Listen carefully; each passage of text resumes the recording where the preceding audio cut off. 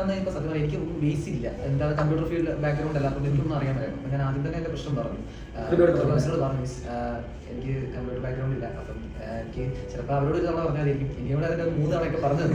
Miss അതുപോലെ എനിക്ക് support ചെയ്തിട്ടുണ്ട്. അപ്പം നിനക്ക് പറ്റും എന്നുള്ള രീതിയിൽ ഒരു 1-to-1 ഇന്ററാക്ഷൻ കറക്റ്റ് ആയിട്ട്. എന്തുകൊണ്ടാണ് ഡിസൈനിങ്ങിലേക്ക് വരാനുള്ള കാരണം? എങ്ങനെയുണ്ടായിരുന്നു സാറിന്റെ ക്ലാസ് ഒക്കെ? പറഞ്ഞോളൂ, എങ്ങനെയുണ്ടായിരുന്നു കാര്യങ്ങൾ?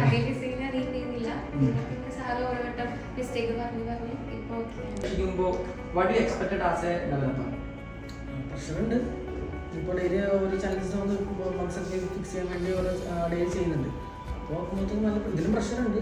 പക്ഷെ അത് നോക്കുമ്പോഴത്തേക്കും ചെറിയ എന്താ പറയുക, പ്രശ്നം ഉണ്ടെങ്കിലും നമുക്ക് അത് എന്താ പറയാ പുറത്തു പോയോ കാര്യങ്ങളൊന്നും ചെയ്യണ്ടെന്നുള്ളൊരു ഓപ്ഷൻ ഉണ്ട്.